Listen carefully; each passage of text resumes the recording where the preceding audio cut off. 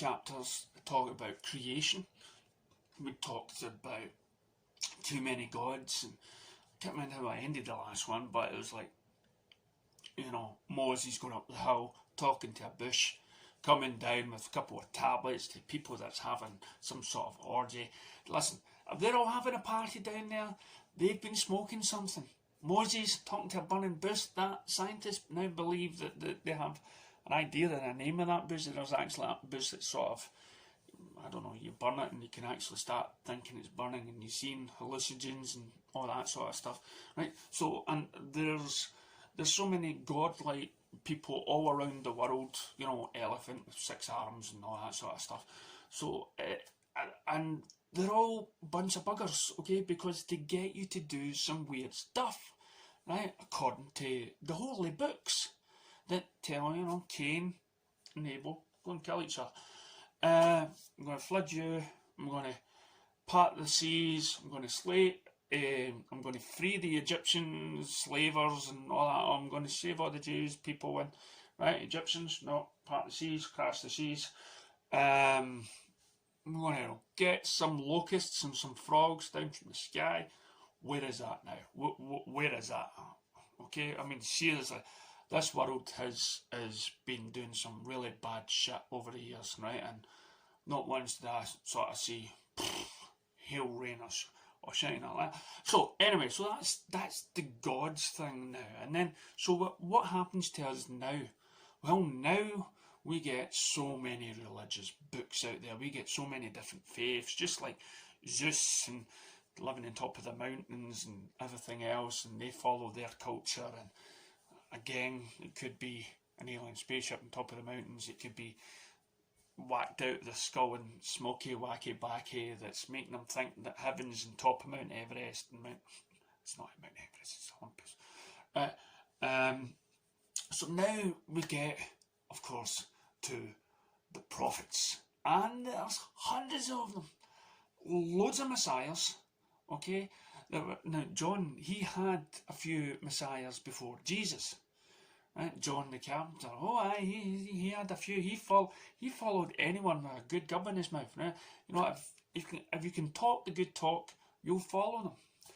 And if you remember the comedy film, the Life of Brian, where well, funny enough, the film spends most of the time saying, he's not the Messiah, he's just a naughty boy. Right? And it's right. So he's not the Messiah. But that's blasphemy. That's blasphemy. We'll ban that film because they're taking the mickey out of Jesus Christ. It's not Jesus Christ. It's not the Son of God. It's just a very naughty boy. So you've got all this going on, right? And then, of course, Muhammad's there. And you've got all these other people around the world, but here's the thing. The Bible and the Quran and probably most of the other religious books around the world are all connected. Right? They're all just kind of spin-offs of the one book. Jesus comes along, right? He reads the book and he says, the guy that's meant to have died on the cross, he'll be known as the Christ, the Son of God, because that's a prophecy. Right, I'm going to go to the desert, right, get my mind straight. So, after so many days in the desert, sunstroke and everything else, he comes back with a clear mind and says, I'm the Son of God. And he makes some miracles. Is it miracles? Or is it Chinese whispers?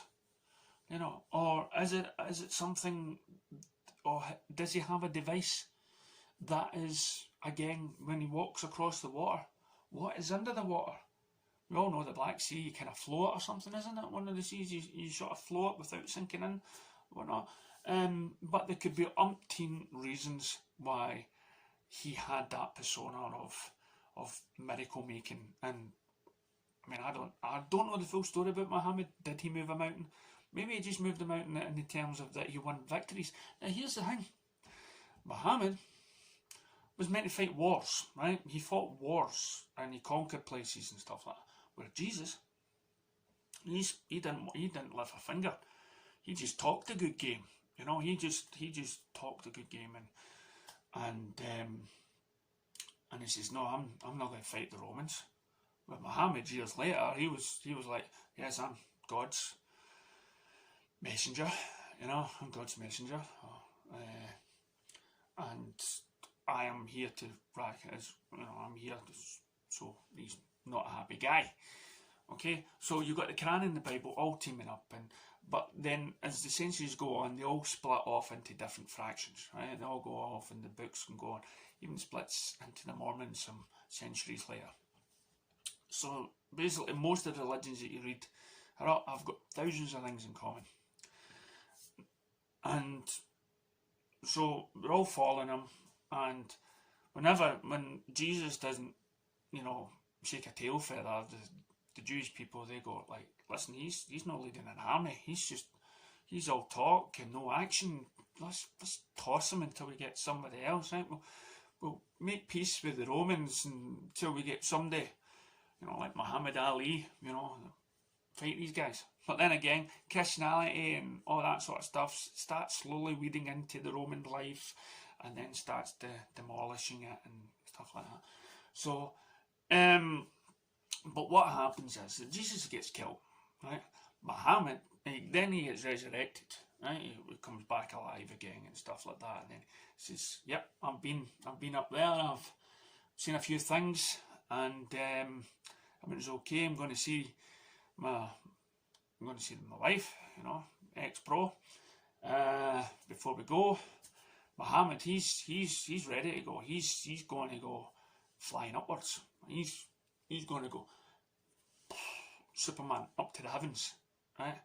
And when he goes, he'll fire something back down to the Muslims just to know, here's a piece of my homeland, right? So fire something down there. But now, apparently, now around about the same time, you've also got, the Ark of the Covenant, right? That thing in Indiana Jones. That's meant to have Moses' 10 Commandments in it. The guy I spoke about earlier on came down the mountains and stuff. But that's where he stashed it, in this Ark of the Covenant. And somehow that had powers that killed people, apparently. It's very strong, and it was kept in the same place as Jesus and Muhammad once will visit in Jerusalem, right? So that's all stayed there. Now, again, that could also be some sort of alien sort of doodah, right? Some sort of weapon. And then Jesus coming back down. I kind of spoke about aliens before and the resurrection sort of thing, and maybe he wasn't exactly dead, because he was shoved just in a cave and put down. Maybe the aliens came back down, restarted his life, just like Travis did. Travis, years later in 1975 in the Fire in the Sky, believed when he saw the light in the sky, when it was the aliens, that beam accidentally killed him and the aliens brought him back alive. So maybe same thing happened there, who knows. Muhammad, he blasts off into space, he does the Superman thing. And apparently there's a ground where Muhammad was meant to have taken off, and there's a wee hole in the ground where he was meant to fly off into space, because that's where the heavens are, up there in the heavens. And round about, so Jesus, Muhammad connected. They all know each other. It's all in the book, it's all in the Quran. It's all funny that how it's all the religion has all came to the same place, but they've got different values and different views and things.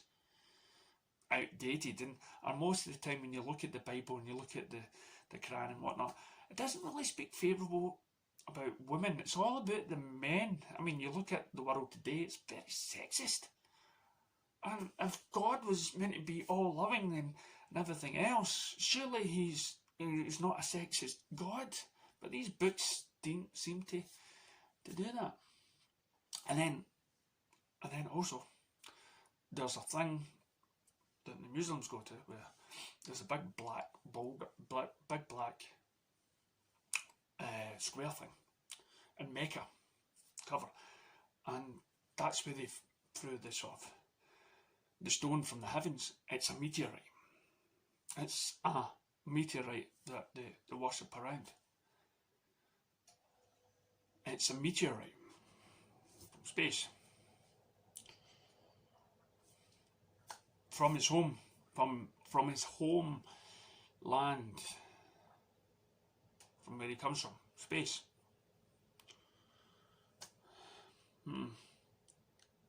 So nowadays, you know, we look at these books and we look at the Holy Scriptures and of the Quran and Bible, and we looked at Jesus sacrificing himself. We see all the great things that Muhammad's done, and some people claim it was God himself that wrote the Quran, and people themselves wrote the Bible, and there's all these stories that have meant to have happened, these fables, and they were written, I don't know, and the Quran's never changed, it's never been updated, because the world has moved on, the world has become a lot different. Values and views of things have changed. I saw somebody on a Muslim saying he wanted out of the religion because when he was a Muslim he looked into it and said there's some mistakes here. The world now is questioning things, you know, and I think everybody probably is waiting for the next prophet to come down. But again, there's prophets everywhere. You know, in the past, Gandhi, he was a prophet. Muhammad Ali, he had a lot of wisdom. He had a lot of wisdom. And we know they exist because they're all been in TVs and they've all had movies to them. They've all had, you know, and Martin Luther King, you know, Malcolm X, Winston Churchill. Some people claiming he was racist and whatnot, but there's generally good speakers, and you get your prime ministers and you get your leaders and you get your presidents, and you all follow them and you all wave the flag and everything else as soon as the leaders come there. They're the up-to-date sort of prophets. So we're always looking for somebody to follow. And somebody to lead the way, and we're all always looking for that new religion where it's save the planet and Greenpeace and save the ozone,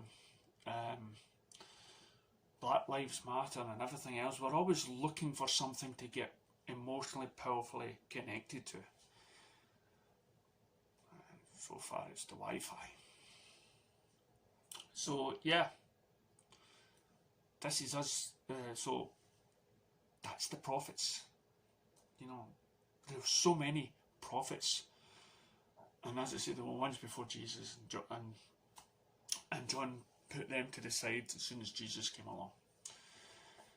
And there's been prophets all around the world claiming to be the messenger of God, but with a slight difference to his textbook. If it was the one God, surely we would have the one prophet and we would have the one guidebook, but apparently we don't.